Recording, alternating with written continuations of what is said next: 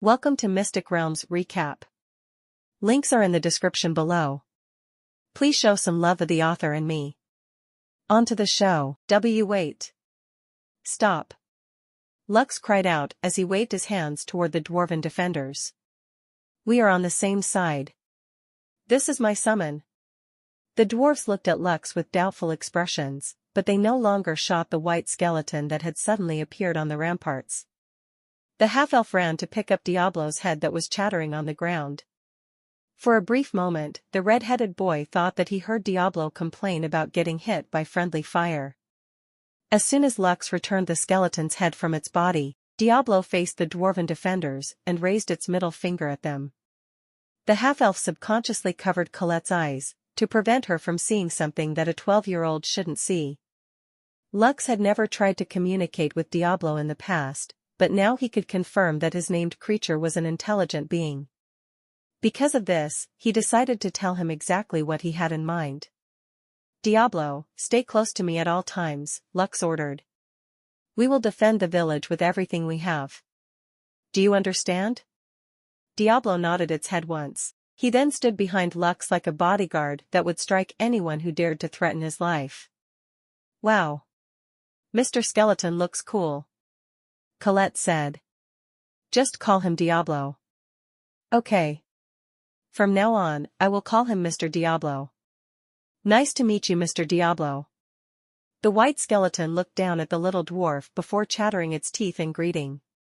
Diablo then patted Colette's head as if telling her that she was a good girl. It was at this moment when the sword-bearing dwarf approached and dragged Colette away from Lux. Hey, Maddie, what do you think you're doing? Colette complained as she turned around to glare at the dwarven boy who always got in the way of her discussions with Lux. The battle is about to start, Maddie explained. You are the leader of our group, so your place is here and not there. He is older than us, so he can fend for himself. Maddie then glared at Lux. You don't need a little girl to protect you, right? Yes, I don't need her protection, Lux replied. My intention is to protect all of you. Lux's declaration made Colette's party look at him as if he had a loose screw in his head. We don't need your protection, Maddie snorted. Just focus on yourself.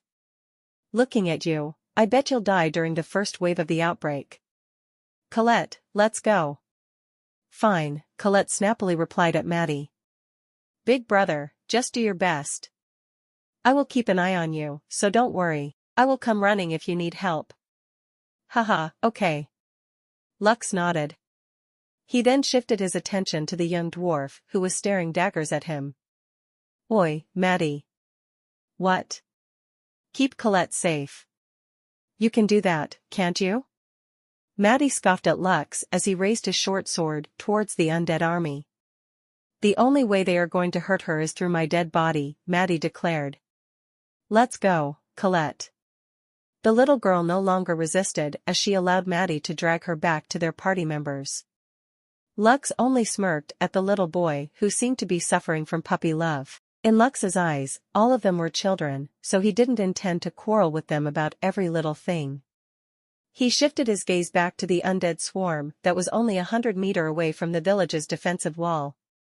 Lux held a fist-sized rock in his right hand, while he held the Elysium Compendium in his left. Undead Skeleton. Health, 15. Attack, 3 to 10. Skeleton Warrior. Health, 30. Attack, 5 to 15. Zombie. Health, 20. Attack, 5 to 8. Ghoul. Health, 50. Attack, 8 to 15. Fortunately, they don't have any range-type undead, Lux thought. Their numbers are the problem. There are too many of them. In a battle of attrition, there was no doubt that the one who would come out on top was the undead swarm. Lux scanned his surroundings and estimated that there were over 700 defenders protecting Leaf Village. 300 of those were the village's guards and the other adults who were capable of fighting. The rest were the dwarven children who were here in the beginner's area to train themselves in order to advance to the apostle rank. Lux then pointed the Elysium Compendium towards the undead swarm in order to get an accurate count of how many undead they were about to face. Undead Army, 9,889. *T. Lux cursed out loud after seeing the results. Almost 10,000. Can we really survive this? As if waiting for that moment, a row of text appeared in front of Lux, which made his expression turn grim. Survive the monster outbreak. A monster outbreak is threatening to destroy the village of Leafgate. Quest objective, survive for 1 hour. You are unable to teleport outside of or leave the village at this time. Mission will automatically fail when you die. Outbreak duration, 59 to 46. Rewards. 10 free stat points. 100 skill points. 50 body constitution points. 20 Elysium silver coins. Lux gritted his teeth, because the quest was clearly telling him that this was going to be a very hard battle. Although the rewards were good, he knew that needed to survive first, before he could enjoy its benefits. The bells in the village continued to ring without stopping. It was at this moment when Lux heard the distinct sound of another bell that didn't originate from the village. The half-elf narrowed his eyes as he extended his senses to pick up the direction of the bell that seemed to be answering their village's request for aid. It's coming from the north, Lux thought as the sound of the bell in the north intensified. Suddenly a dawn of realization descended on him. I get it now. Lux clenched his fist in determination. Reinforcements will arrive in an hour. We just need to hold out until then. The half-elf didn't know if his hunch was correct or not. But, he would like to believe that he was right. If there really was help coming from the north, then that explained why they needed to endure the monster outbreak for an hour. Everyone listen to me, a dwarf wearing full body armor shouted as loud as he could. My name is Aaron, and I am the captain of the guards here in Leaf Village. Our reinforcements will arrive in an hour, so do everything in your power to protect the village until then. One last thing, none of you are allowed to die. Now, brace yourselves, they are almost here. The sound of a blowhorn reverberated in the night, heralding the battle that was about to start. Archers, take aim. Aaron ordered. All the archers and crossbowmen loaded their bows and crossbows with bolts and arrows and took aim at the approaching army. Lux took out a deep breath as he held the fist-sized rock in his hand and aimed at the nearest undead in front of him. Fire at will. Aaron ordered. Soon, a barrage of projectiles rained down on the undead swarm, destroying the undead at the forefront of the battlefield. This was how Lux's first monster outbreak started. But, the red-haired boy had no idea how it was going to end. Lux immediately realized how proficient the village's guards were in defending Leaf Village. Clearly, this was not the first time that a monster outbreak had happened, and all of them were veterans in this field. Even so, the sheer number of undead was still a hurdle that couldn't be overcome by experience alone. Aside from the low-tier undead, Lux also noticed some stronger undead mixed in the undead swarm that was now at the base of the village's protective walls. Foreigners, aim for the skeletons and zombies in front. Aaron ordered. The rest, aim for the draugrs, kill as many as you can. Don't let them get past the walls of the village. The draugr were similar to zombies, but with one clear distinction. They had blue skin and wore lightweight armor. They were stronger than the regular undead and were rank 1 monsters, which were equivalent to grade D apostles. Draugr. Undead. Rank 1 monster. Health, 2500/2500. Mana, 400/400. Strength, 50. Intelligence, 20. Vitality, 50. Agility, 40. Dexterity, 40. Skills, /. Lux knew that he was no match against these creatures, so he just focused on aiming at the skeletons and zombies that he could kill with 2 to 3 hits using power shot. After a few minutes, bones started to pile up at the base of the protective wall. However, before Lux could even take a breather, he gasped as the undead used the piles of bones as leverage in order to climb up the village's walls, which were only 3 meters tall. Some of the undead even used each other as a ladder in order to breach their defenses. Aaron shouted one order after the other in order to stop the undead's advance, but it was futile. A scream that came from a little dwarf reached Lux's ears, so he immediately turned to his left side to see what was happening. A draugr had managed to climb up the ramparts and pierce one of the town's guards' chest with its sword. Aaron hurriedly charged at the draugr and sent it flying back towards the undead army with one powerful strike of his mithril hammer. The town's guard that had been stabbed got lucky because the sword didn't pierce too deep due to his armor. The half-elf thought that the guard would immediately retreat to tend to his injuries, but to his surprise, the dwarf kept on fighting. Lux could clearly see that the dwarf was in pain, but he was still forcing himself to swing his mace at the undead who were trying to breach the walls, with one hand pressing over his bloody chest. "Someone heal him!" Lux shouted as Diablo parried a sword strike that Lux wasn't able to block due to his concern over the guard's condition. The red-headed boy knew that although this world was similar to that of a game, it was not. The Elysians were not NPCs, but real breathing people. Ariel had hammered this fact into his head even before he had come to this strange new world, in the hope that Lux would not treat everything as if he was just playing an RPG game. "Just focus on what's in front of you, boy," one of the town's guards who was fighting near Lux shouted as he smashed his shield on a zombie's head. "He'll be fine after a drink or two later, so keep swinging ye damn sword at these bastards."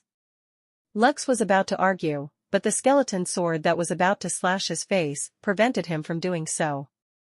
Raising his shield, Lux blocked the attack and used shield bash to smash the skeleton's head to bits. "How are we supposed to survive for an hour like this?" Lux gritted his teeth as he and Diablo slashed at the monsters that had now managed to climb up the ramparts to engage them in close combat. Everyone was fighting with everything they had. The town's guards, Colette and her party members, as well as the other dwarves who were just basically little children.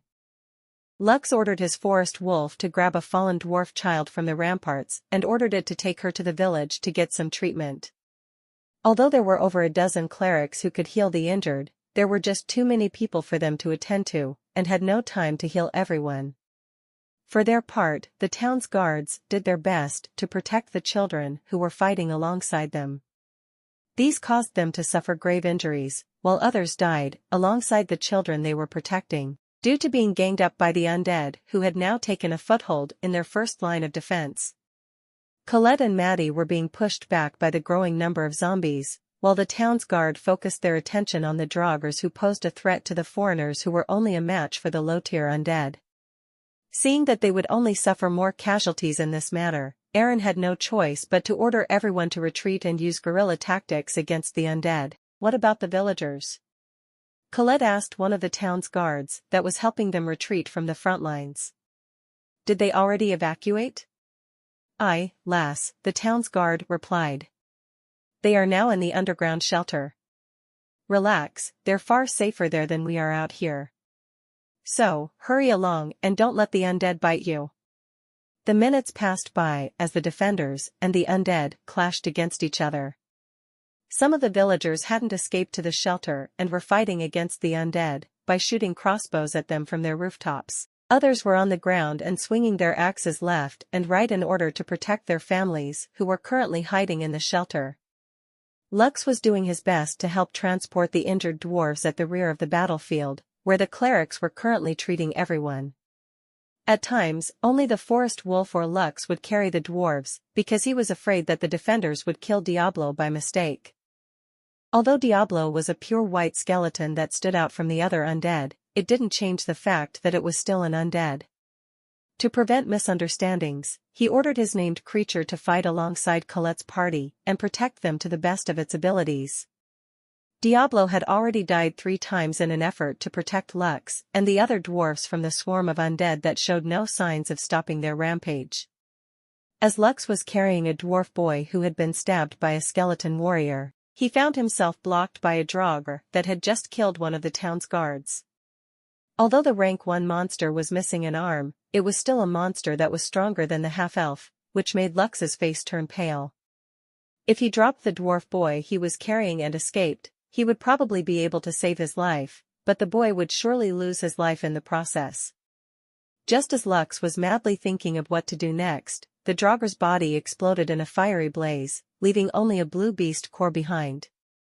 "Go, child," a familiar voice reached Lux's ears. "I'll buy you some time." Lux gazed at the old lady dwarf who was holding a wooden cane in her hand in disbelief. "Gee, Grandma Annie?" Lux asked. "Yes. It is me," Annie said as she opened a small bottle and poured half of its contents on the boy's wound, before letting him drink the rest. A few seconds later, the boy's complexion became better, and he was able to stand on his feet, albeit shakily. "Go. I'll take it from here," Annie ordered as she tapped the end of her cane on the ground. Several small orbs of fire circled around her body as she faced off against the 12 skeletons that were headed in their direction. "Go to the back of the village," Lux said to the dwarf boy who was still not recovered enough to continue fighting. "I'll stay here with Grandma." The dwarf boy nodded as he fled from their location. "Silly boy, I told you to go, didn't I?" Annie said as she pointed her finger at the approaching skeletons. "Fire bullet barrage." The small orbs of fire that circled Annie's body shot out at the 12 approaching skeleton warriors, destroying their heads completely. The skeleton bodies collapsed in a heap of bones, never to stand up again. "You've done well, child." Annie picked up the blue beast core that the Draugr had dropped after dying and gave it to Lux. "Here. Take this as a reward for trying your best to help everyone." Lux stared at the blue beast core, wanting to refuse the old lady's goodwill, but Annie's expression wouldn't take no for an answer. "I know that you don't intend to stop, so just use that beast core to get a little stronger," Annie said softly. "As you can see, today is going to be a busy night.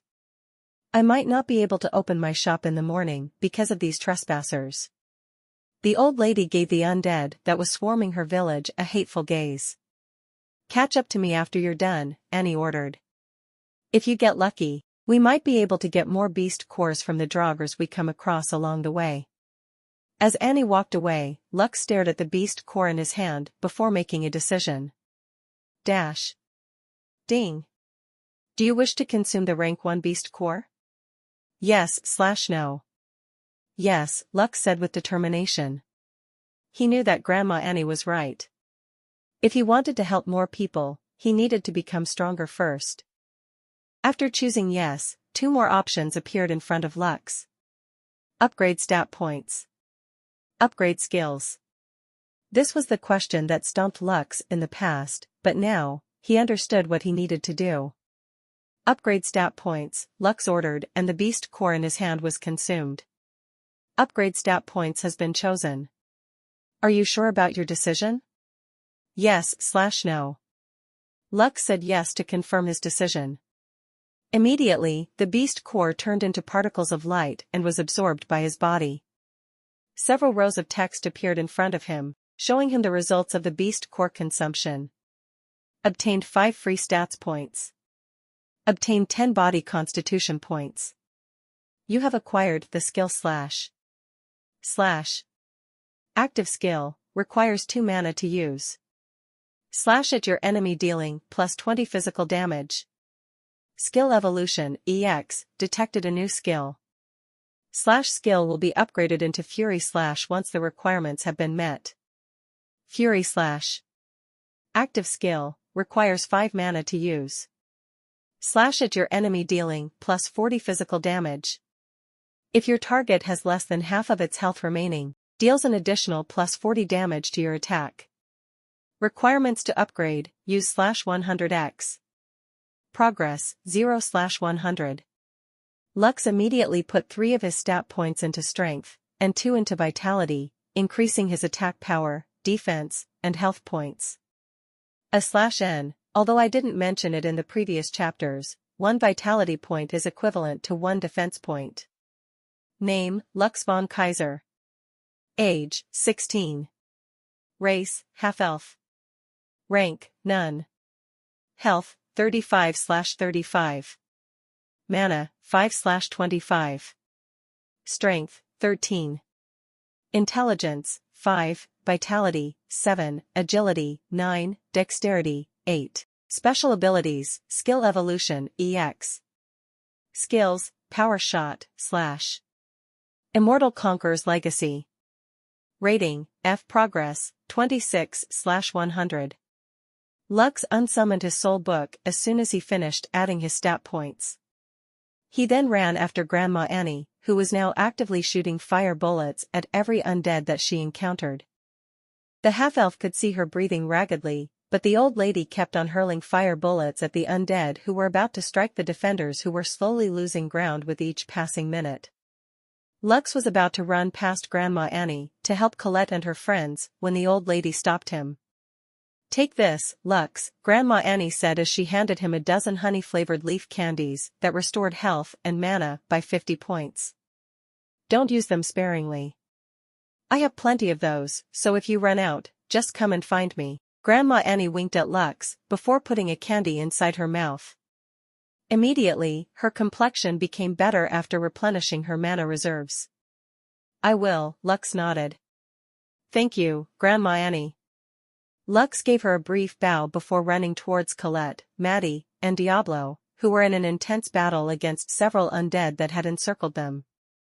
Just as he arrived at their location, Diablo turned into particles of light after getting slashed by an undead that was meant to hit Maddie from behind.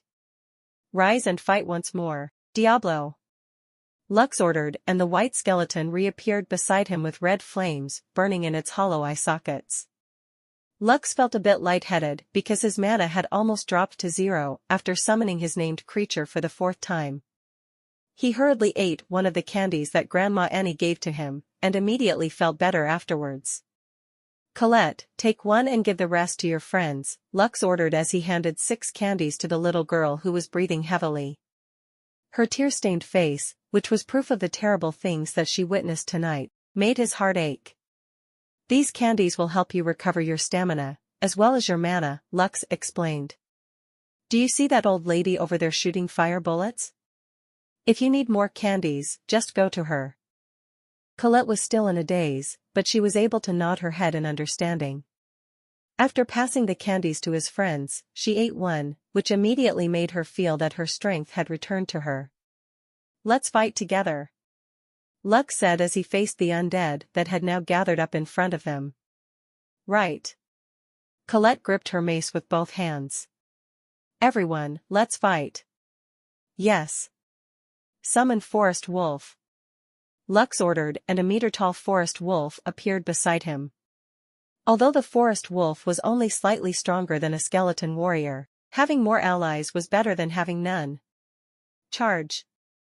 Lux shouted as he ran with Diablo and the forest wolf at his left and right side. Colette and her party was right behind him as they supported Grandma Annie in holding back the undead. "Slash!"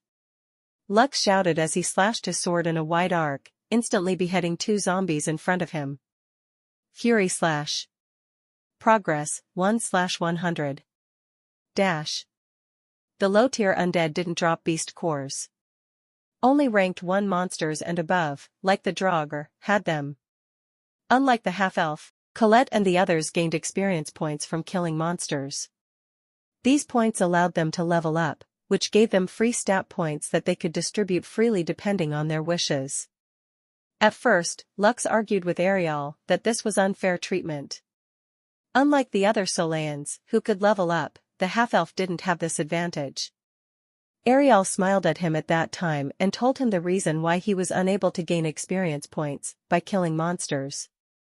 It was because his soul was damaged and wasn't able to be born naturally in the world of Solais. Because of this, the laws of the world didn't apply to him because he was more of a transmigrator than a reincarnator.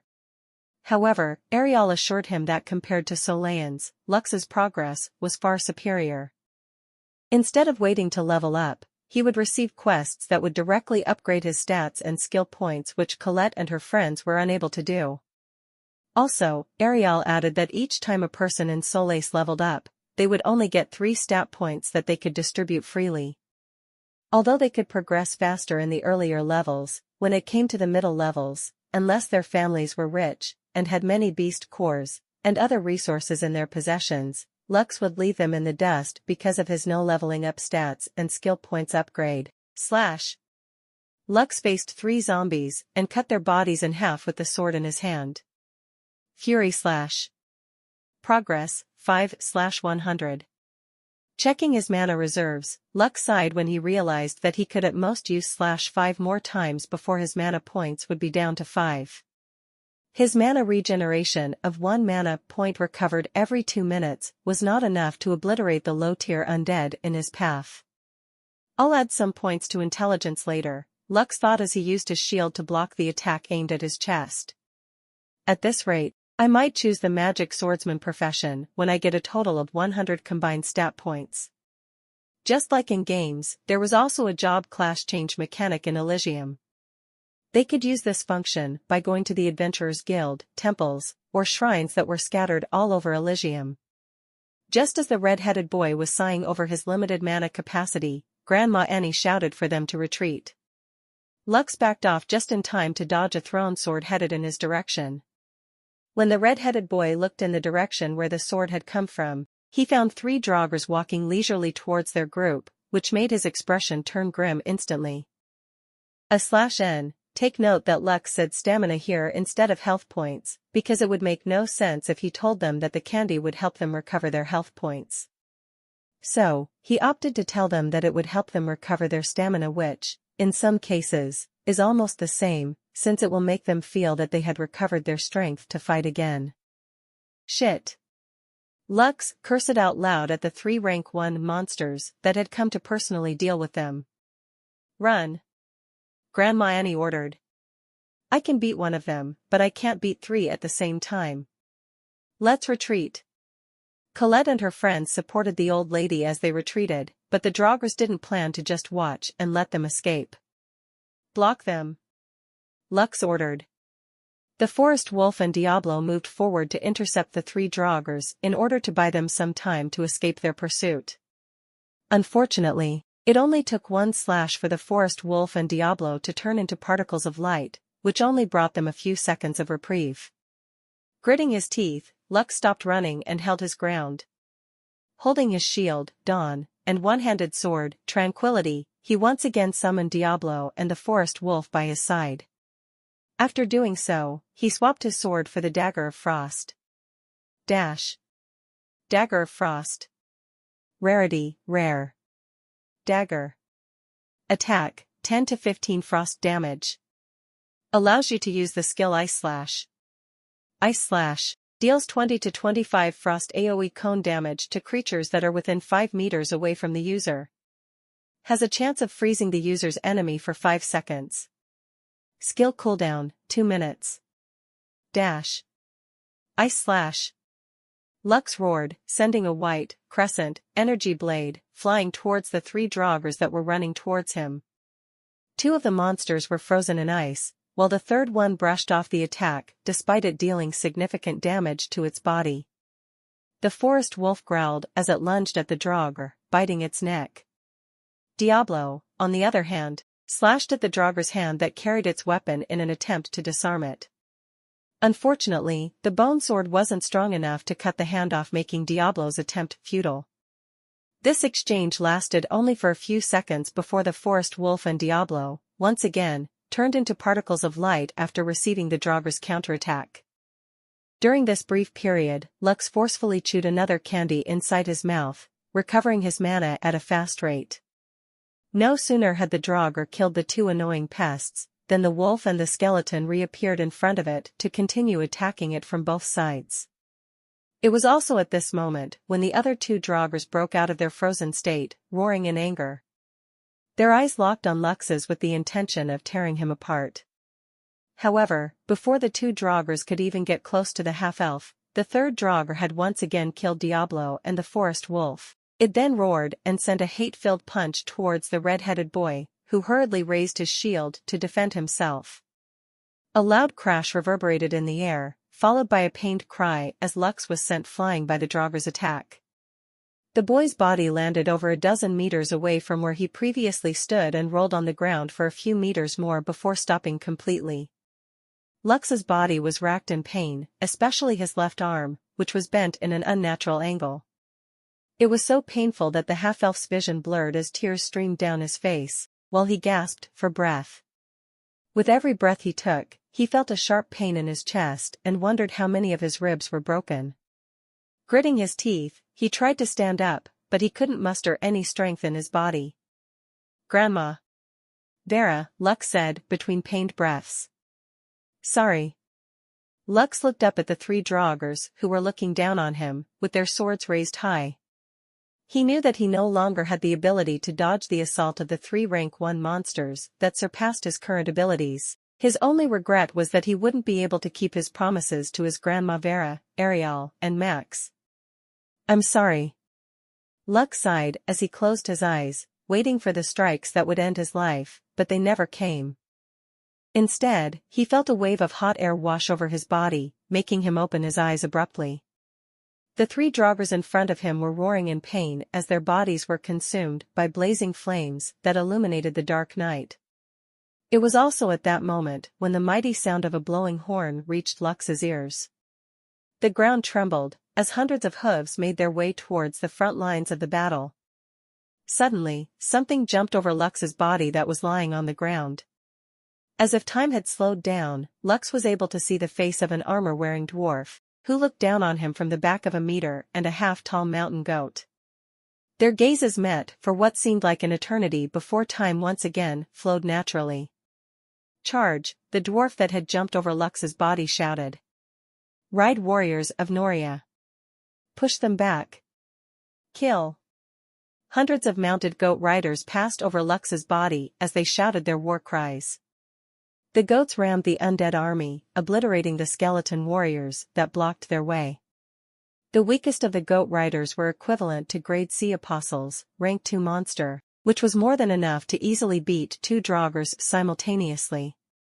Cheering broke out across the village as their powerful reinforcements arrived. Lux felt his body easing up as he heard the sound of war cries spread across the village, because powerful reinforcements from the stronghold of Noria had arrived. They cut through the undead horde like a hot knife cutting through butter, immediately turning the tides of battle. Due to how intense the situation was, Lux had completely forgotten to check the remaining time of the quest that he had deemed almost impossible to clear. Soon, the half-elf lay on the ground, motionless. He had fallen unconscious due to exhaustion and relief. The half-elf didn't even stir at the ringing sound that marked the successful completion of his quest, which had pushed his physical, mental, and emotional states to their limits. When Lux opened his eyes, he found himself inside an unfamiliar room. After looking around, still half asleep, the images of what happened a few hours ago flashed inside his head, which woke him up completely. The monster outbreak. Lux immediately inspected his body and was surprised to find out that he didn't feel pain anywhere.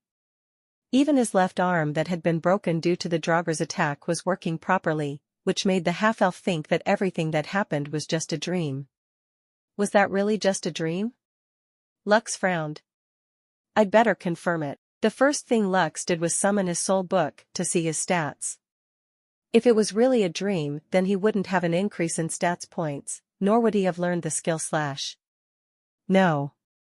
It wasn't a dream, Lux sighed as he looked at his information. There had been a significant increase to his strength, as well as the gaining of the skill slash, which was on its way to evolve into fury slash. Lux sighed as he walked towards the window of the room. The sun was already at its zenith, which meant that he had woken up very late. The red-headed boy viewed the houses within his vision and noticed that some of them had been damaged here and there, but most of them remained intact. The defenders had used some of the houses as strategic locations in order to use hit-and-run tactics against the undead. As he was observing the surroundings, the half-elf noticed a dwarf wearing armor mounted on a mountain goat. By the looks of it, he was patrolling the village and making sure that everything was in order. Just as Lux was thinking about what to do next, he heard a knock on the door that broke him out of his daze. "Come in," Lux subconsciously called out to the one knocking on the door. When the door opened, the old lady dwarf, whom Lux was very familiar with, smiled when she saw him already awake. "Although the clerics healed your body a few hours ago, they might have missed a few spots," Annie said as she walked towards Lux. "Is there any place that still hurts? I still have some healing potions with me."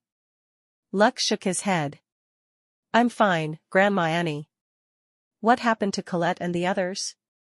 Are you talking about those children who fought with us last night? Yes. They have also been treated by the clerics.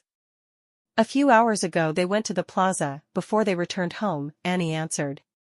If I'm not mistaken, they said that they would report what happened here to their elders. Many people died last night. Fortunately, no more than a dozen children passed away due to the efforts of the village guards and the reinforcements that came from the stronghold of Noria. Grandma Annie had a very sad expression on her face as she talked about the deaths of the children. It is a bit embarrassing to say, but as an adult, we don't like to see children dying in front of us, even if they are foreigners, Annie stated. Thanks to them, we were able to last as long as we could until the reinforcements arrived. Less than a dozen children had died during the hour of fighting due to the strong presence of Aaron and the village guards. According to Grandma Annie, almost 200 village guards died last night. That was almost 2/3 of the total number of guards that were protecting Leaf Village.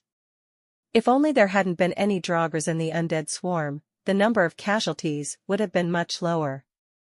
Rank 1 monsters that numbered in the hundreds were a nightmare for a village located in the beginner zone. Aaron was a grade C apostle, which was the equivalent of a rank 2 monster. The rest of the town's guards were grade D apostles, which meant they were only as strong as rank 1 monsters. Grandma Annie, do monster outbreaks happen often? Lux asked as he sat on the couch, joining the old lady. Annie nodded. We get them once or twice a year. But, this time around, it was quite problematic. I'm sure that the stronghold will station at least a dozen or two of their goat riders here to protect the village for the time being. With them around, we will probably survive the next outbreak that is sure to happen in another half a year or so. Lux sighed as he thought of the bi-yearly calamity that the Leaf Village had to face.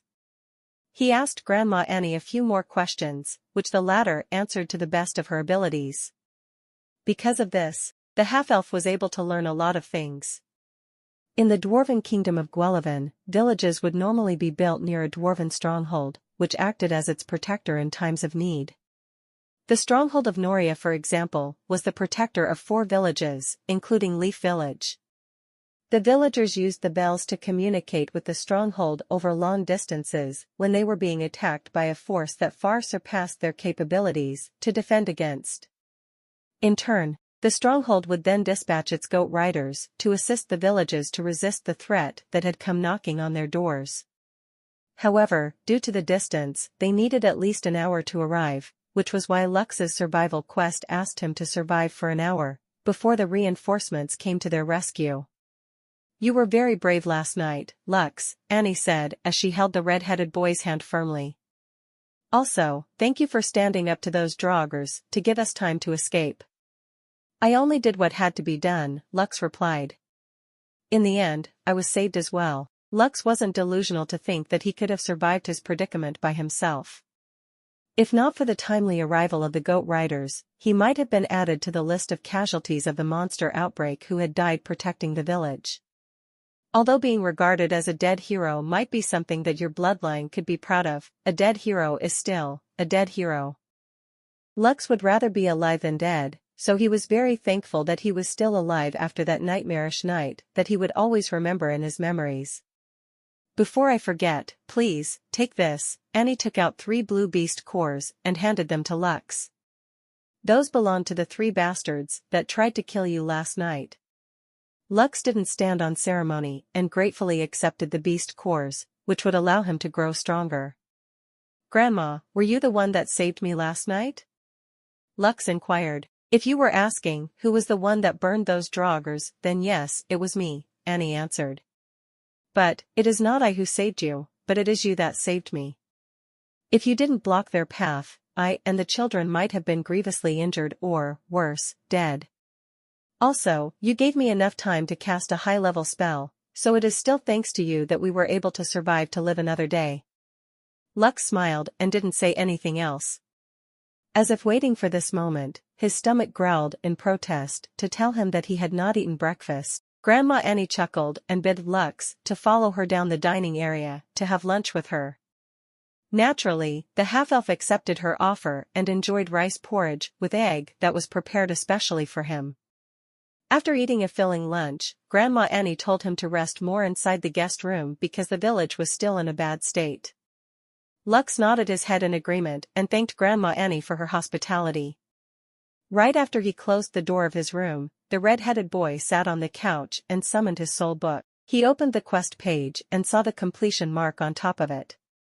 He then eyed the rewards that he had no time to check last night due to exhaustion. Survived a monster outbreak. Status, completed. Rewards. 10 free stat points. 100 skill points. 50 body constitution points. 20 Elysium silver coins. Bonus reward. 100 skill points. I gained a bonus of 100 skill points after completing the quest, which gives me a total of 200 skill points, Lux mused. With this, I won't need to use the beast cores I earned to upgrade Diablo. I have enough points to upgrade him twice. Last night, he realized how fragile Diablo was when facing a monster that was a tier higher than him. Just a single punch was enough to obliterate his named creature, and it made Lux very sad to see his partner die like that. Don't worry, Diablo, Lux thought. I will ensure that no Draugr will be able to one-shot you in the future. Lux had a determined look as he opened Diablo's personal page in his soul book. He was quite excited to see how powerful his partner would be, after he was upgraded twice. If you're enjoying my content, please consider donating a coffee. Or checking out my shirts on TeePublic. Diablo. Progress, 35/100. So, I need 65 skill points to upgrade Diablo once, Lux muttered as he checked how much progress his named creature had made in the short time he had been in Elysium. The half-elf didn't bat an eye and used the needed skill points to upgrade his partner, who had fought alongside him during the greatest battle he had experienced in his lifetime. Diablo. Finally, a worthy opponent. Our battle will be legendary. Name Skeleton. Rating, E, Mana, 10. Progress, 0/100. Health, 55/55. Mana, 60/60. Attack, 8-15, plus 20 damage from Tranquility. Attack type, Ethereal damage. Strength, 13. Intelligence, 12. Vitality, 11. Agility, 12. Dexterity, 12. Title, Firstborn. Note, congratulations. Your named creature is now capable of equipping items. Take note that it can only equip items that match its current stats. Equip items?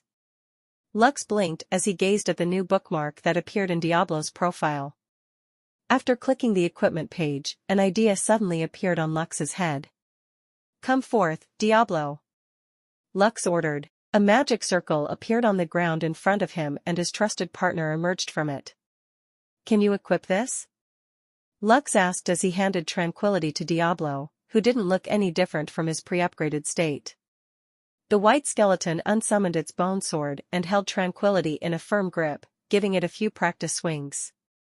Lux glanced at Diablo's equipment page and saw Tranquility appear in its right-hand weapon slot. Okay, take these as well, Lux ordered as he handed his shield, Dawn, and his wolf's leather armor, over to Diablo, which made the skeleton look like a decent skeleton warrior that was missing his pants. The half-elf chuckled when he looked at this funny scene. To his surprise, Diablo also chuckled with its jaws rattling non-stop. Okay, how do you feel? Lux asked. Do you feel stronger now?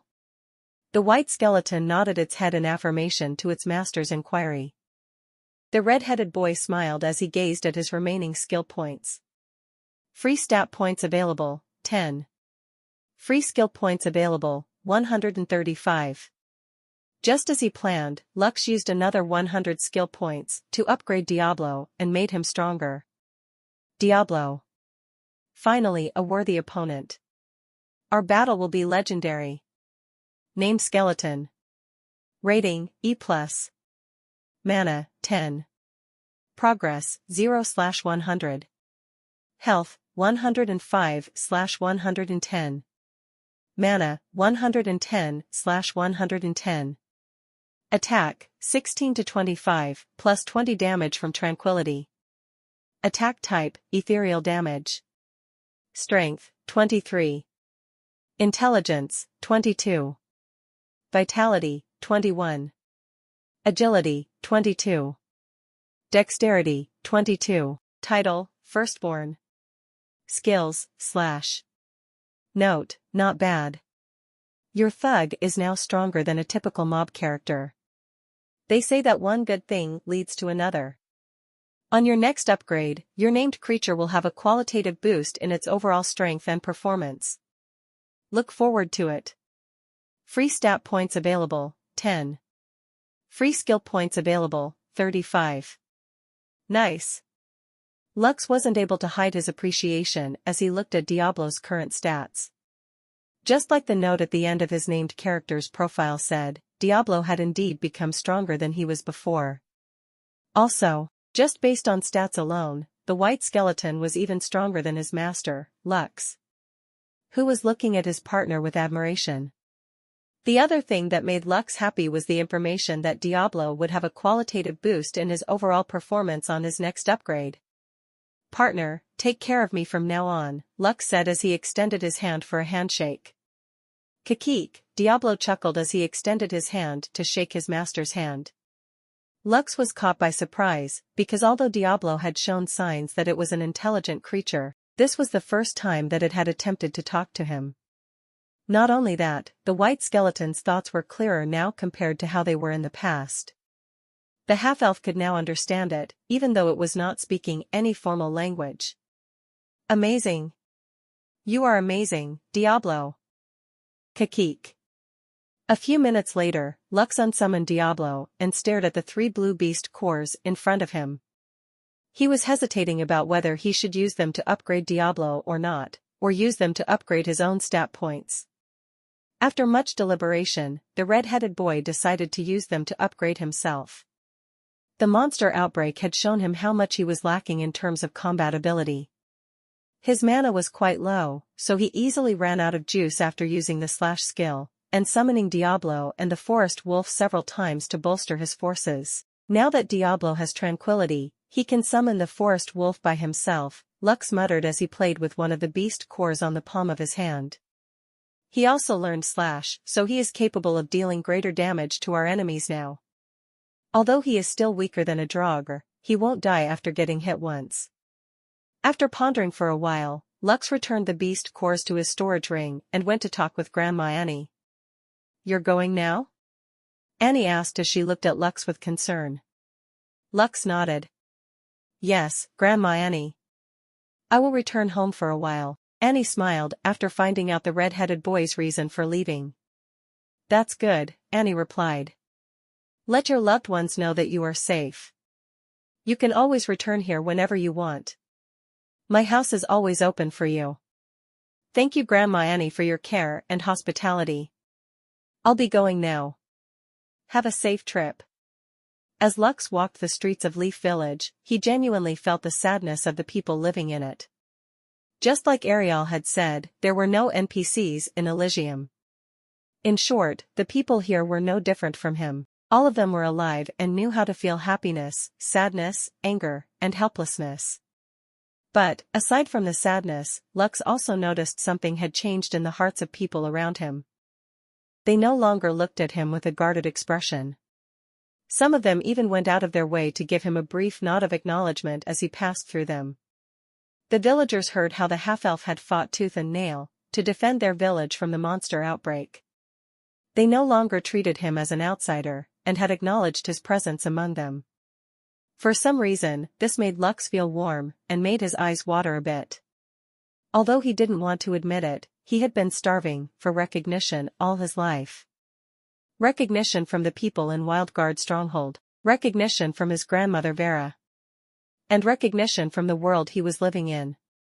Now that he had finally taken a step into the world of Elysium, he understood more than ever how precious life was. Because of this, he wanted to return home to see his grandma and feel the warmth of having a family, all over again. I'm back, Lux said softly as he reappeared inside the training room of their residence. Before he could even take a step forward, the door of the room opened and Vera appeared with a surprised expression on her face. I'm back, Grandma. Lux walked towards Vera and gave her a hug. Welcome back. Vera hugged her grandson in a loving embrace. For some reason, she felt that Lux's presence was different compared to what it was before he went to Elysium. As someone who had experienced many things, she had a hunch that the red-headed boy had experienced something in Elysium that made him decide to go back home and see her. Are you hungry? Vera asked. I just had lunch, but I can easily prepare something for you. Lux pulled back and shook his head. It's fine, Grandma. I ate before coming here.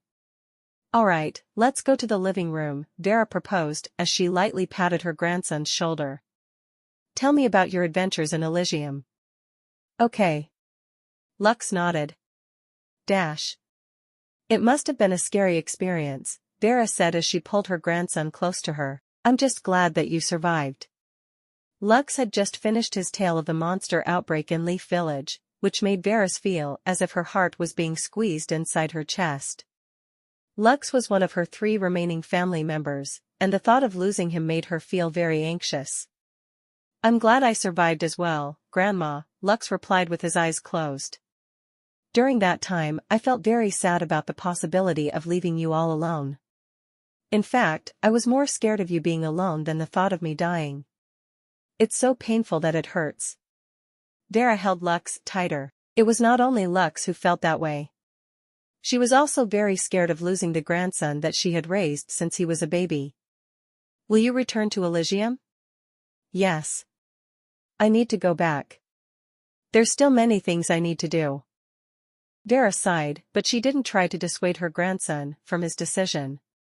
The only thing she could do was give him her support and pray that he would be safe as he explored the world that she had journeyed through several years ago. Is there anything that I can help you with? Vera asked. As long as I have it, I will give it to you. Lux nodded. Grandma. I need weapons, armor, and other equipment. How about beast cores? Vera asked. I have some as well. Grandma. Don't the rules of Wildguard Stronghold state that giving beast cores to beginners is not allowed? Lux asked. Gerald, the guardian of Wildguard Stronghold, had made a rule that the adults couldn't spoil their children and give them beast cores to increase their stats at an early stage. He believed that this kind of practice would only prevent the children from striving to reach a higher rank. If they could jump tiers at the get-go, then they would not develop the proper mindset of warriors who had undergone the baptism of blood. It was similar to the spoiled second rich generations, who enjoyed their current status due to their parents' achievements and hard work. Gerald wanted to have a strong community. He had no use for useless people with high stats who would only serve as cannon fodder when the real fighting began. Vera frowned because she understood what Lux was trying to say. However, she cared about the survival of her grandson, so she decided to reach a compromise with him. I will only give you 4 rank 1 beast cores, Vera replied. Don't worry. Having that many isn't a big deal. Gerald's rules are there to remind the adults to not spoil their kids too much. I'm sure that he will not raise a fuss if I give you 4 low-grade beast cores. Lux pondered for a bit before reluctantly nodding his head. He thought that it was indeed not a big deal if he had 4 low-grade beast cores. Besides, he was also itching to raise Diablo's strength to the next level. Good. Now, let's talk about equipment, Vera said. Let's go back to the training area. The living room is not big enough to unload the items I want to give to you. Lux was very keen to see what items his grandma had prepared for him. Gerald didn't forbid the adults from giving their children equipment to be used in Elysium. His reasoning behind this was very simple. Certain requirements must be met before certain types of equipment could be equipped. Take Lux's shield, for example. Dawn needed 10 points to strength before it could be used. 12-year-olds weren't that strong at the beginning.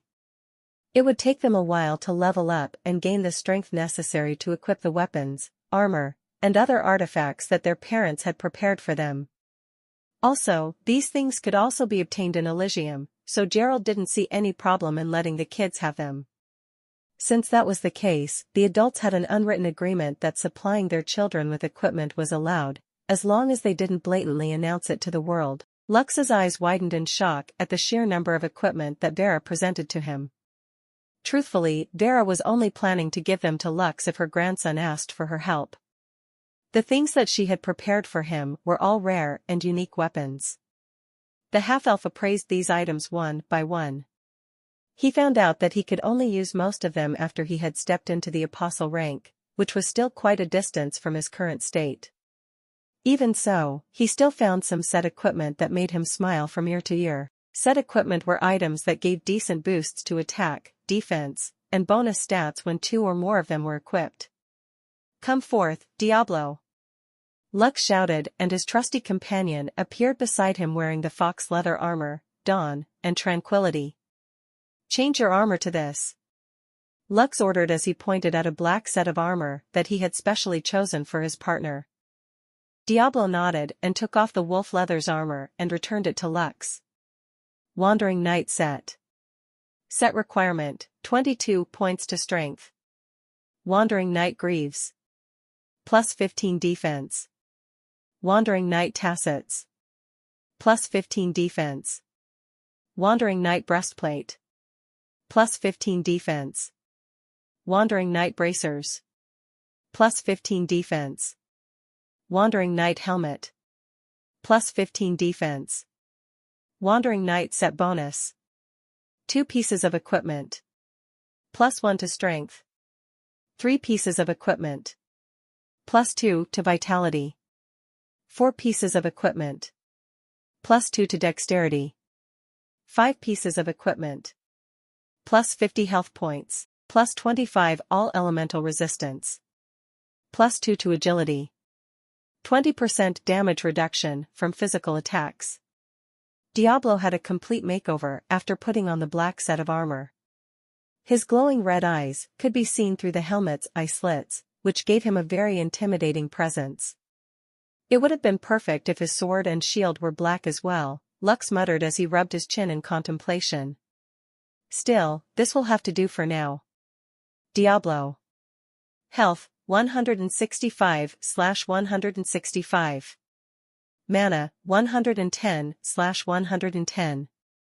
Attack, 18 to 27, plus 20 damage from Tranquility. Attack type, ethereal damage. Strength, 23, plus 1. Intelligence, 22. Vitality, 21, plus 2. Agility, 22, plus 2. Dexterity, 22, plus 2. Defense, 98. Title, Firstborn. Skills, / Vera was surprised when she saw that the white skeleton was capable of equipping one of the armor sets that she had prepared for her grandson. She didn't expect Lux's named monster to have grown to such a degree.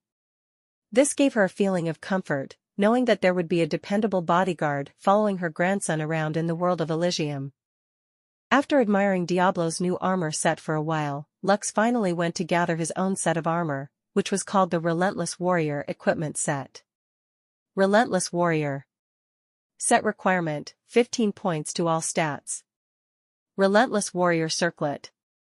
Plus 1 to intelligence. Relentless Warrior Leather Armor. Plus 15 defense. Relentless Warrior Leather Tassets. Plus 10 defense. Relentless Warrior Arm Guard. Plus 10 defense. Relentless Warrior Boots. Plus 10 defense. Relentless Warrior Set Bonus. 2 pieces of equipment. Plus 3 to strength. 3 pieces of equipment, plus 3 to agility. 4 pieces of equipment. Plus 3 to dexterity. 5 pieces of equipment. Plus 150 health points. Plus 40 defense. Plus 10 all elemental resistance. 10% damage reduction from physical attacks. Lux still didn't meet the requirements for this armor set, but with the help of the 7 beast cores in his possession, He was certain that he would be able to equip this set without any problem. For the record, equipment sets were not easy to get. They could only be farmed in certain dungeons in Elysium that required a party of 6 or more to complete. "Thank you, Grandma," Lux said after storing the Relentless Warrior set in his storage ring. "You're welcome," said Vera as she returned the other items into her storage ring. Several of the items in her possessions had very high requirements. The only reason why she had shown them to Lux was to tell her grandson that these items were available to him at any time. Lux understood his grandma's gesture and was very happy inside his heart. Although some of the items he had seen would require him to reach the apostle grade, knowing that they were there made a difference. "Grandma, you entered Elysium when you were young, right?" "Yes." "Can you tell me what your starting village was like?" Lux inquired. "Did it also have monster outbreaks?" Vera smiled as she made a gesture to Lux to follow her. 15 minutes later, the grandma and grandson pair drank tea as they stared at the garden of their residence. "Before I tell you the tale of my younger days, let me tell you first how Elysium appeared," Vera said as she stared at the distance, relieving the memories of the past that appeared inside her head. The 100-Year War had just ended in Solais at that time, and the geography of this entire world had been changed forever. The living areas where people could live had decreased greatly. If you were to leave this territory, the only things you would see are wastelands. Much of the land has been changed so no plants can grow, no water can be found, and no animal can stay for long due to poisonous fumes that erupt from the ground from time to time. In order to prevent the loss of more lives and lands, all the ruling nations came to an agreement. They agreed that no more large-scale wars would be waged on the surface of Solais. In order to make this pact binding, they begged the gods that had chosen to abandon this world to grant them this last wish. Perhaps due to pity, or perhaps because they truly wished to cut all connections to this world, the gods agreed. Since then, a universal law has enveloped this world to prevent large-scale wars from happening again. Right now, the only points of conflict are border issues, but most of the time only small skirmishes happen. No one dares to violate the rule, because they won't be able to bear the consequences of their actions. Vera drank her tea before continuing her tale. Several years passed, and everyone had been living their lives peacefully when they suddenly heard a voice filled with power reverberate across the heavens, Vera said as she looked at her reflection on the tea's surface. The voice said, "The world is dying, but the way to save it can be found in Elysium." Suddenly, teleportation gates appeared in several places around the world that allowed anyone to gain access to Elysium. And the Wild Guard stronghold was built to monopolize one of those passageways. Because of this, it became the overlord of this territory. The villages and towns surrounding us send their children here in the hopes that they will be allowed entry into this unknown world that holds infinite possibilities. Lux, who was listening quietly on the side, frowned. He had grown up within the walls of the stronghold, and had seen these children travel to their keep in order to pay tribute and get access to the teleportation gate that led to Elysium. "Grandma, I've never thought of this before, but, am I considered lucky?" Lux asked. "All I need to do is pass the trial and I can enter Elysium. Others need to pay a fee before they can enter the teleportation gate. Could it be that I didn't notice how privileged I've been all these years?" Vera chuckled. "Well, it was very rare for you to leave the walls of the stronghold, so you were not aware of the situation outside. In a way, you are indeed privileged. You don't need to worry about paying fees and meeting strict requirements to enter Elysium. The other villages and towns in our domain also pay taxes to us on a quarterly basis. But, in return for these offerings, the stronghold is obligated to protect them from all forms of aggression, including the beast tides that happen every 3 to 5 years. The role we play is similar to the stronghold of Noria that protects Leaf Village." Lux nodded his head in understanding. "Then, the kids of the other villages who enter Elysium, what becomes of them?" "They will randomly appear in one of the 4 villages that our faction belongs to in the Navarre Empire," Vera answered. "When we arrived at Elysium, there were already ruling families governing the territories we were teleported to. Some of us decided to build our own strongholds, so that we could gain a foothold in that world. Others decided to form strong connections with the ruling families, and earned enough merits to be bestowed a noble title, which allowed them to gain lands. The founder of Wildguard Stronghold chose the second option and did his best to gain enough merits until he could be granted the title of a viscount. This was how our faction was able to have our own domain in Elysium. It has grown since then. However, unlike the Leaf Village, our side doesn't have to worry about monster outbreaks. Lux nodded in understanding. Grandma, what happens if the kids from our domain become rankers? How does the stronghold treat them? Good question. Dara nodded her head in appreciation for her grandson's curiosity. As you already know, rankers are special cases. They are known to be powerhouses, so they are treated in a way deserving of their rank. However, being a ranker doesn't make your life any easier. You are almost always going out on missions for the kingdom, empire, or dynasty that you belong to. Lux, you already know this, but Elysium is not a peaceful place. Wars are no longer possible in Solais, but in Elysium it is a very common thing. Battles between parties, gangs, clans, factions, and guilds happen on a daily basis. It's as if people have forgotten our true reason for going to Elysium, and that is to find a way to save our world. I'm afraid that with the way things are going, everyone in Solais will just choose to migrate to Elysium, and abandon this ruined world for good. Dara chuckled as she looked at her grandson, who had a troubled look on his face. Child, this matter is not something that you should think about, Dara said in a teasing tone. This is for the adults to worry about. As for you, just focus on getting stronger. Right now, a rank 1 monster can kill you with a single slap. You don't have the qualifications to affect the bigger picture. Lux looked at his grandma with a complicated expression on his face. He had a feeling that Vera would only laugh at him if he told her that his purpose for coming into this world was to help save it. However, at the end of the day his grandma was right. Someone who would die from a single slap of a rank 1 monster didn't really have the qualifications to make an impact on a world that was on the verge of collapse. Big sister, you should really meet big brother Lux, Colette said with a smile. Although he is a half-elf, he is as brave as a dwarf. Both of you are of the same age, and he is also very good-looking.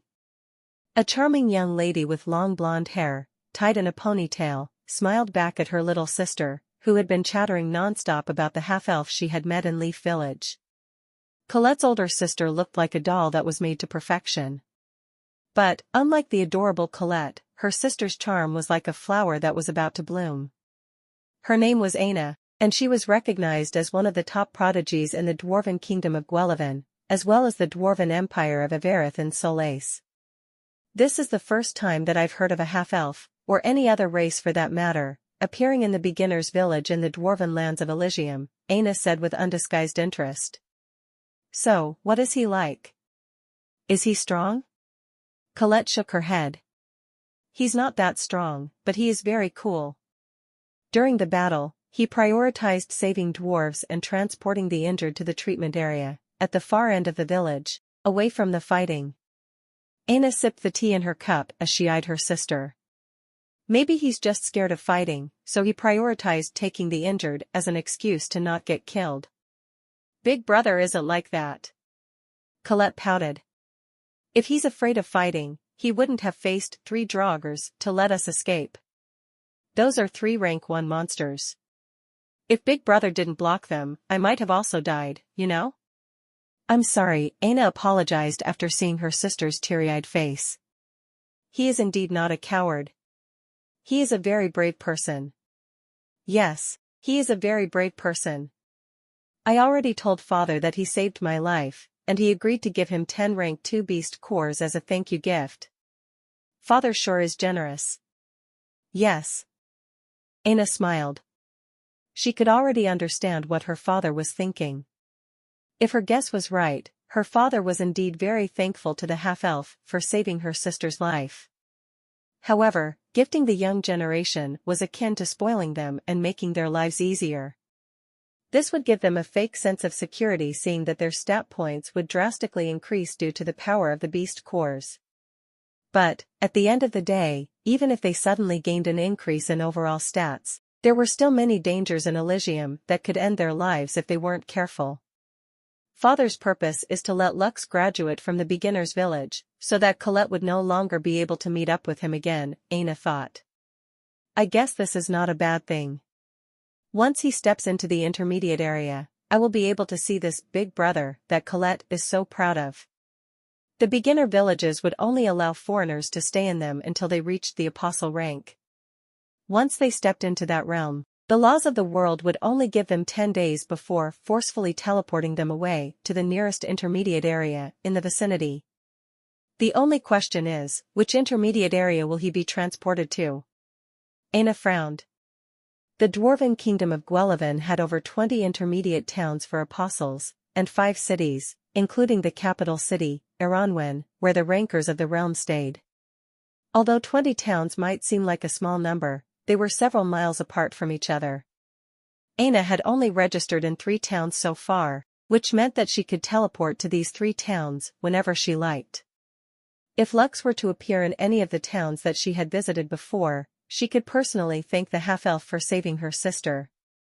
10 rank 2 beast cores would be enough to give him at least 100 stats points, Aina calculated in her head. This meant that he would just need 100 more in order to reach the limit of the beginner's village. If he's talented enough, it would only take him 2 months before he reached the apostle rank. Aina was using her knowledge about gaining experience from monster kills, and leveling up in order to gain stat points. What she was not aware of was that Lux didn't need to level up, and could directly earn points by finishing his quests. Big sister, once Big Brother and I come to the intermediate towns, make sure to take good care of us, okay? Colette said while holding her sister's hands and looking up at her with puppy eyes. Okay, Aina replied with a smile. However, you should understand that there will definitely be prejudiced people against him. Not many dwarves like humans, and although he is a half-elf, he might still be shunned because of his race. Colette nodded in understanding. Their dwarven empire, Avarith, in Solais, disliked humans because of what happened in the 100-Year War.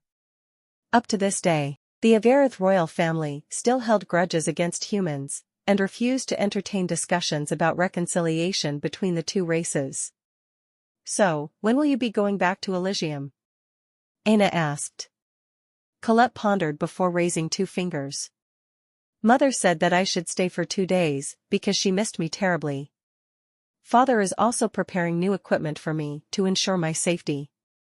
I already talked to Maddie, and he said that his parents were doing the same. It seems that what happened in Leaf Village made them realize that it isn't as safe as the other beginner villages due to the monster outbreak.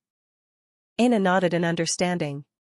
She, too, was surprised when she heard that a monster outbreak had happened in a beginner's village.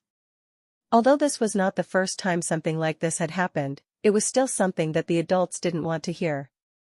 After all, if their children were to appear in Leaf Village at the wrong time, then they might also come face to face with a monster outbreak, which would lead them to an untimely demise. Father issued a decree ordering parents to educate their children about the dangers of Leaf Village, Aina stated. If they were to encounter a monster outbreak, all of them were ordered to flee the village, or hide in the underground shelter until the reinforcements from Noria arrive. Should I do that as well, big sister? Of course. Your life is very important. If a monster outbreak happens, just bring your party to the underground shelter. All of you are still children, so the people in Leaf Village will not bat an eye and allow you to enter their shelter. Colette nodded. Understood. I will hide when a monster outbreak appears. I'm just wondering, will they also allow Big Brother to take shelter with us? Aina frowned. She didn't know the answer to this question, so she didn't dare give her sister false hope. I don't know if they will allow him inside the shelter or not, Aina replied. But, it might be possible for him to leave Leaf Village long before the next monster outbreak starts. Ding. Do you wish to consume the rank 1 beast core? Yes/no. Upgrade stat points. Upgrade skills. Lux consumed the 7 beast cores and upgraded his stat points, which in turn upgraded his special body constitution. After the boost in stats, he was finally able to equip the relentless warrior set to his battle equipment page. Once someone had entered Elysium, their clothes inventory would be divided into two categories. The first category was fashion and the other was battle. As the name suggested, the fashion inventory would mostly store normal clothes, while the battle inventory would mostly store armors that people wore when they went to battle. Lux could easily swap between two sets depending on the situation. While other people liked to display their amazing armor for everyone to see, the half-elf didn't feel comfortable wearing it outside of battle. After allocating his points, Lux felt more confident about returning to Elysium and challenging the locations around Leaf Village. Name, Lux von Kaiser. Age, 16. Race, half-elf. Rank, none. Health, 225/225. Mana, 105/105. Strength, 20, +3. Intelligence, 20, +1. Vitality, 15. Agility, 17, +3. Dexterity, 15, +3. Defense, 100. Special abilities, Skill Evolution, EX. Skills, Power Shot, / Dark Arrow. Immortal Conqueror's Legacy. Rating, F. Progress, 96/100. Conquest is not all about claiming lands and expanding your domain. True conquest is conquering the hearts of people. Once you gain their loyalty, the path to dominion will open its doors for you. Abilities, none. Note, upgrading your special constitution will allow you to unlock its abilities. Dark Arrow. 2 mana. Hurls an arrow of darkness that has a small chance to blind your target. Skill Evolution, EX, detected a new skill. Dark Arrow will be upgraded into Void Arrow once the requirements have been met. Void Arrow. Hurls an arrow of darkness that has an intermediate chance to blind your target. Requirement to upgrade, successfully blind a target 30x. Progress, 0/30. Lux was quite happy to receive the Dark Arrow skill from the beast cores that he had received from his grandma. According to Vera, the beast cores came from the rank 1 monster called Nightshade Crow. This crow only hunted at night, and it was notorious for preying on the beginners who happened to step into its hunting grounds. Although the skills and the upgrade he received were good, there was still something that troubled the red-headed boy the most. Lux could feel his liver itching when he saw that his Immortal Conqueror's Legacy only needed 4 more points before it could complete its first upgrade. He was very curious about what kind of abilities it would unlock after it reached 100%. Because of this, Lux was hesitating whether or not he should ask his grandma for 1 more beast core in order to complete his upgrade. Vera could see his dilemma, but she only gave him a smile. She understood that look on her grandson's face, but she didn't want to spoil him too much. "Lux, I believe in you," Vera said as she patted her grandson's shoulder. "I look forward to the day when you're able to surpass me." Lux smiled and nodded his head. "I'm also hoping for that day to come, Grandma. That way, it will be my turn to protect and take care of you." Vera chuckled as she ruffled her grandson's hair. "No need to protect me. I'm already old enough to handle myself." "Then, Grandma, is there anything you want?" "No matter what it is, I'll give it to you without fail," Lux said with determination, which made Vera rub her chin in contemplation. After a few minutes, Vera flashed a mischievous grin to Lux and said her dearest wish. "I want to hold my great-grandchild," Vera replied. "It doesn't have to be now, but I want to see them within 7 years. Do you think you can grant this wish of mine?" Lux blushed because he didn't expect his grandma to ask him for a great-grandchild. Even so, he summoned his thick skin to give the person who raised him a determined answer. "Don't worry, Grandma," Lux said as he patted his chest with confidence. "Your grandson is very handsome. I'm sure that even if you cut the time down to 5 years, you'll be holding not just 1, not just 2, but many great-grandchildren in your arms." Vera clapped her hands together. "Wonderful. I didn't know that my grandson was so capable." "Very well, I'll look forward to holding my great-grandchildren." You better work hard in Elysium and find me some good daughter-in-laws. Lux could feel his cheeks burning after his embarrassing declaration. However, since he had already said it, he would definitely fulfill it. The only problem was that he still had to wait a year before he could use the Whittlegard Stronghold's teleportation gate to connect to Elysium in order to meet with humans. Although the dwarven lands were good, he felt that the dwarves wouldn't like to have a half-elf staying in their domain for a very long time. Grandma, I'm going now. Take care, Lux.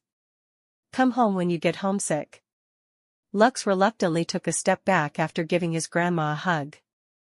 Be safe, always, Vera said as she waved her grandson goodbye. Lux nodded. See you soon, Grandma. Open. Heaven's Gate.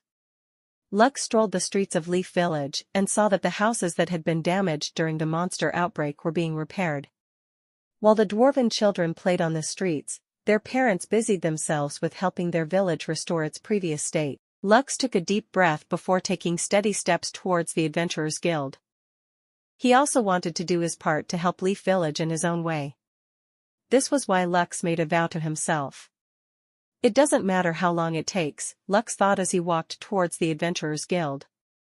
For as long as my heart keeps beating, I will do the right thing. That way, I can live this precious life given to me without any regrets. Thank you for watching Mystic Realms Recap. Please like, share and subscribe. Have a great day.